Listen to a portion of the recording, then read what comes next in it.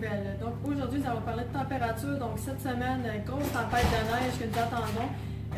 On ressent même jusqu'à moins 40 degrés. Oh, attendez, nous avons une intervention en cours.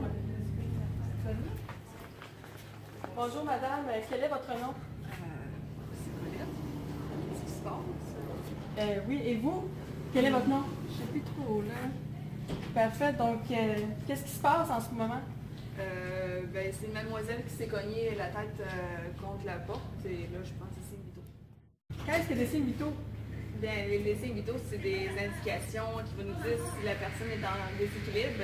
C'est la prise de la pression artérielle, la respiration, le pouls, la saturation et la température de la personne. Parfait, donc en ce moment, là, c'est quoi vous faites? Là? Bien, présentement, je suis en train de prendre le pouls de mademoiselle. Donc, c'est important. Je mets mes doigts au niveau de le pouls radial qu'on appelle.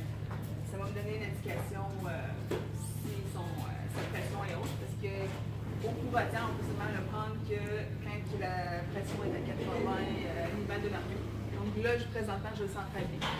Et je le calcule sur 30 secondes pour vérifier son pouls total.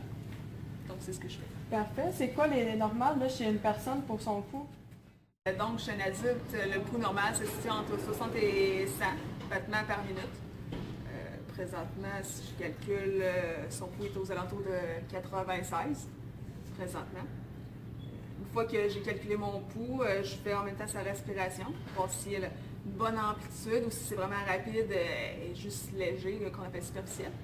Comme qu'on voit là, c'est une respiration profonde, pas trop rapide. Puis une fois encore, je le calcule sur 30 secondes.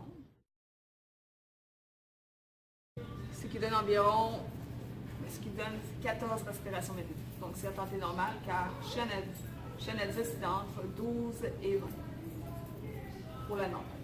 Parfait. Puis ensuite, là, vous avez parlé de pression artérielle. C'est quoi plus précisément la pression artérielle? Pour faire prendre la pression, on doit aussi avoir les deux matériels nécessaires. C'est un stéthoscope. Et on a aussi notre fameux sphygmomanomètre. C'est avec ça qu'on va utiliser pour prendre sa pression. Donc, restez comme vous êtes, madame. Je vais juste prendre ça.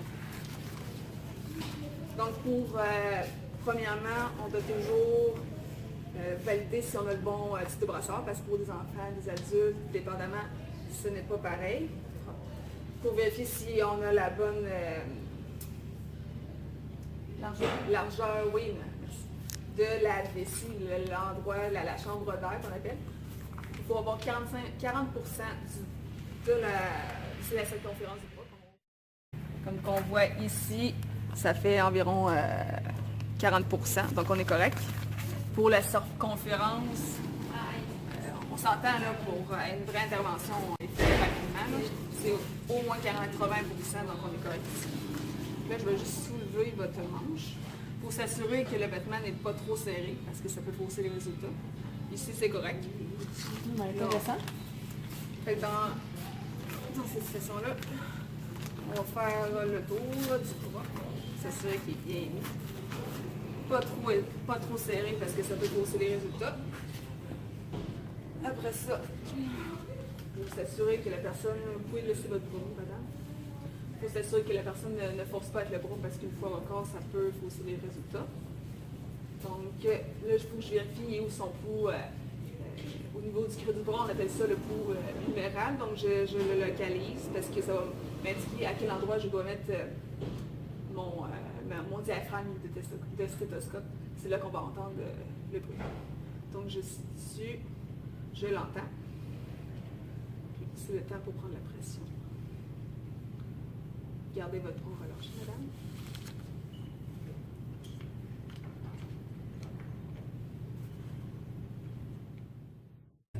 On va gonfler la vessie jusqu'à environ 140. Donc, les moyennes chez l'adulte, c'est 120, puis on rajoute 20.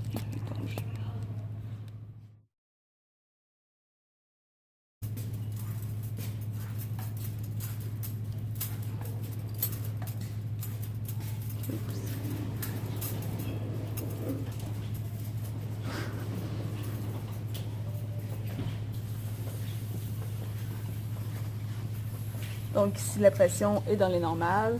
C'est un peu basse, mais la personne est en position couchée, donc c'est comme normal. J'ai pu mesurer 106 sur 68. Donc c'est dans les normales. Un peu plus bas, mais c'est quand même positif. Dans les anodines, c'est aux alentours de 123. Ok, parfait. Puis ça représente quoi, là?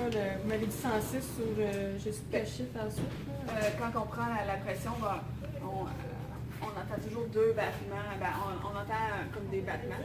Ok. Surtout quand on commence à entendre ça, ça va être la pression systolique. Donc c'est la pression la plus élevée à la sortie du cœur. Le chiffre que je vous ai dit, ça c'est la pression diastolique, donc c'est la pression minimale dans la circulation sanguine. Parfait. Puis ensuite, c'est quoi vous devez faire? Un autre signe vital qu'on doit faire, c'est la température.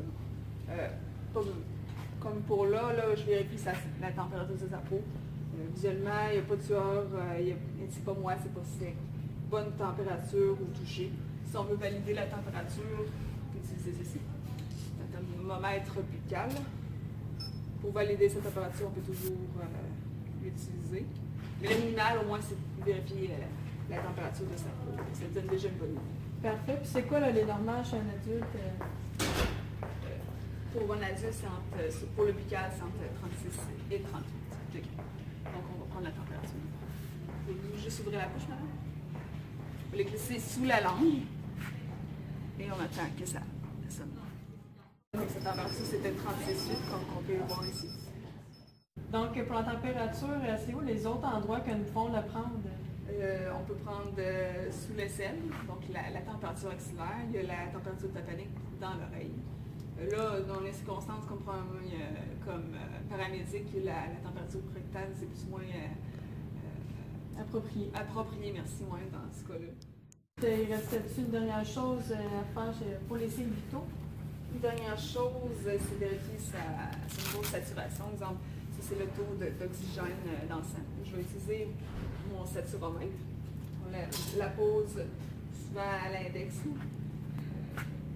Donc si on voit, c'est normal, là, 97.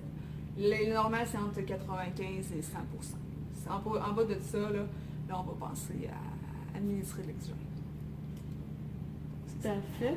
Puis juste un petit mot de la fin, madame. Avez-vous quelque chose à nous dire? Merci. Parfait, donc c'est ce qui conclut au SP Nouvelles. Ici Roxane à Québec.